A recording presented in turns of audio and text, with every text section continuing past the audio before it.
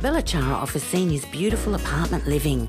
It's a special, secure place to belong, providing choice, freedom and professional care. Each spacious apartment comes with an ensuite, veranda, security and on-call nurses. Entertain your guests in the elegantly appointed shared spaces. Our vibrant activities program will keep your mind and body active. Belachara welcomes new residents. Call us today on 5202 5300 for a personal tour. Welcome back to News Geelong. The Geelong Gallery continues to provide top-line variation in its exhibited works, and one of the current exhibitions features the work of local Geelong artists Leonie Amarina, Deborah Fisher and Joanne Forrest. The master of the brush, Ian Nichols, reports. We always like to be here for the regional arts program at the Geelong Art Gallery, featuring work of local artists, and a wonderful exhibition at the moment featuring Leonie Amarina and Deborah Fisher, who we're speaking to today about their life and times as artists. I love this piece here, which I believe is untitled. It has a potential name called Busted, but at the moment it's untitled, yes. But I'm not very good at names for my works. Well, it doesn't matter. We can all appreciate the wonderful sculptures here, and we're going to take a good look around. Just how long have you been involved in this form of art?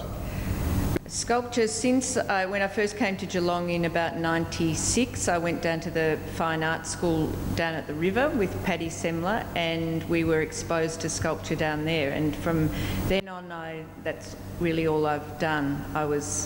I learnt to weld and did large three-dimensional pieces, and then had the opportunity to do an artist in residency in Beijing, where for the first time I did smaller pieces with clay and casting bronze.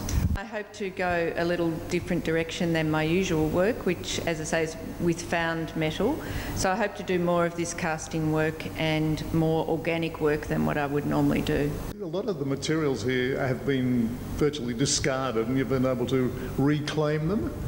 Well, that was the case until quite recently. We were allowed into the recycled metal depots in Geelong only up until about 6 months ago, and we've been barred from them now, even though we were very occupational health and safety conscious, but hopefully that will change again. But that was a joy, rummaging through the discarded metal waste, of which Geelong has a lot with the automotive industry and farming, local farms, and so, but we're not able to.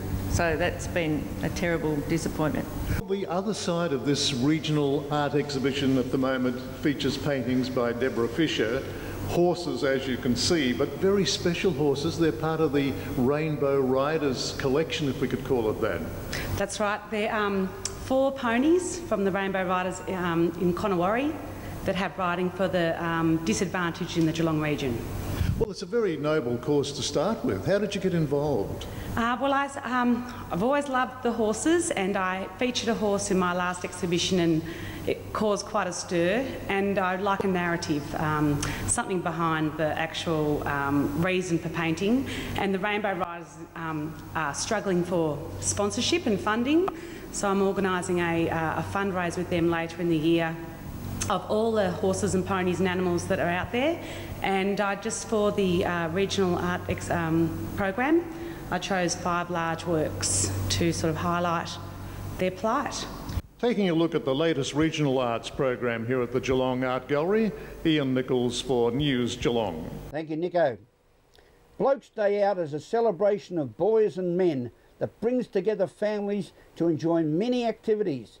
And this year it was down at Eastern Beach Reserve last Sunday. Meryl Friend represented the News Geelong Blokes with this report. Blokes' Day Out down here at Eastern Beach Reserve. Plenty for all the family, men, women, children, everyone. I have a few girls that I help to cook. I'm a facilitator, you see. I only oversee them. They decide what they want to cook, and I just oversee them, which is quite a good idea. Now, 92 years of age? Pardon? 92 years of age? And a couple of months, yes.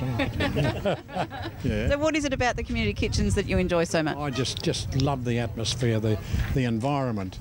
I get a lot of pleasure out of it. It's an immense thing to me, yes. I wish I had 30 of them. Yeah, it was beautiful. Now, you've made your very own crumpets here. You were a baker by trade? I was making crumpets when I was 12 years old. Really? My father was a baker and pastry cook, and just carried on the tradition, that's it. Yeah. Yeah. And all my family are cooks. Right. Yeah, all good cooks. So what is it about the Blokes Day Out you think people should know about? Well, this is my first time at Blokes Day Out. I didn't know it was on, really. Yes, it's amazing. And I love the idea. I've been around, I've driven around and met everybody, and got all the inflow. It's quite a good thing. Blokes need to feel like they remain active. They want to be in their communities, and they often lose skills when they lose their vision. We want them to know they can come, and we're not going to do things for them. We're going to help them do things for themselves.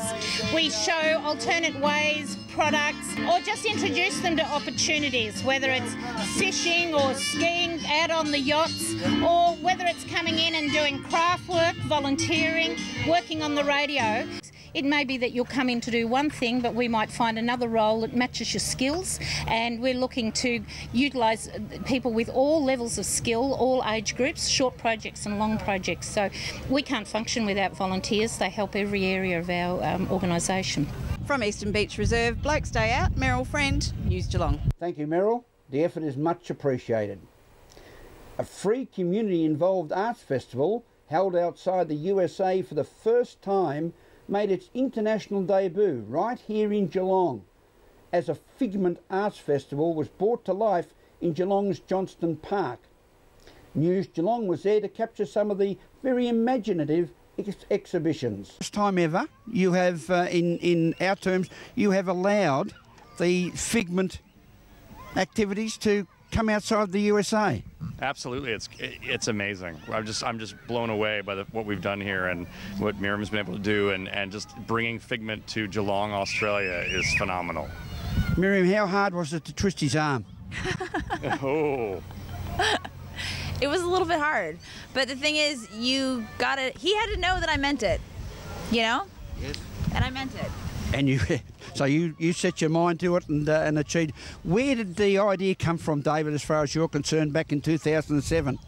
Well, we had a new island in New York Harbor that was a military base and was turned over to the public in 2007, Governor's Island. And so we decided to do an arts festival on this island that it was possible for the first time ever. And we brought together this island and artists in New York who need a place to show their work, and also what we learned from the Burning Man event in Nevada, and trying to bring that into our cities and open it up to everyone in terms of participatory art. And now we have 5 or 6 other cities within the USA. San Diego to go in a couple of weeks' time. That's right. San Diego's in 2 weeks on April 7th. So I'll be out there. But we were in 6 cities in 2012, and it may be 9, 10, 11, 12 cities in 2013. And it's the same concept as we're seeing here today in Johnston Park? Absolutely.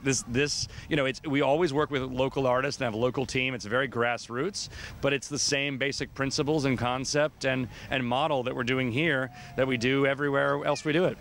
And the great part about today, using modern technology, you've been being able to talk to other Figment places around the world, back in the States, directly from Geelong.